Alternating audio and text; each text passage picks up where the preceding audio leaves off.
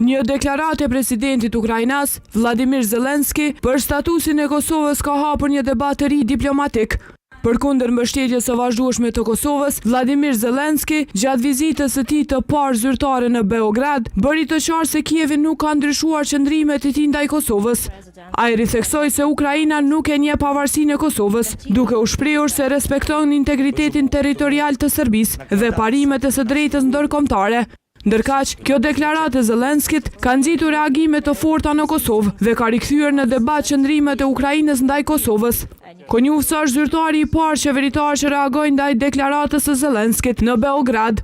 Ministri në detyrë i punëve të jashtme të Kosovës, Glau Konjufca, shprehu keqardhje për deklaratën e Zelenskit dhe kundërshtoi paraqitjen e Kosovës përmes prizmit të integritetit territorial të Serbisë. Kosova mbetet e palëkundur në mbështetjen e saj për sovranitetin, pavarësinë dhe integritetin territorial të Ukrainës. Në të njëjtën kohë, ne e kundërshtojmë në mënyrë të vendosur çdo paraqitje të Republikës së Kosovës përmes prizmit të integritetit territorial të Serbisë.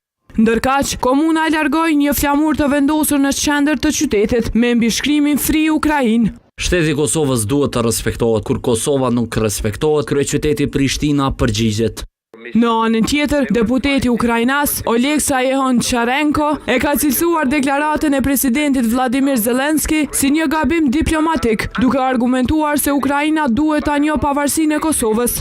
Cherenko ka bërë të ditur se pavarësisht shndrimeve zyrtare të Kievit, ai nuk do të heqë dorë nga përpjekjet për ta shtyrë përpara njohjen e Kosovës nga Ukraina.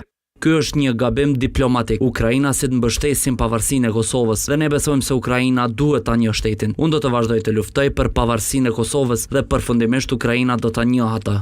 Lidhur me deklaratën e Zelenskit, ka reaguar edhe Shqipëria. Ministria për Europë dhe Punë të Jashtme e Shqipërisë e ka cilësuar të gabuar çdo përpjekje për të tërhequr paralele mes Kosovës dhe situatave të tjera ndërkombëtare. Në Tiranë, në ditën e 71 të protestës, marshimi u zhvendos në drejtim të ambasadave të Serbisë dhe Ukrainës.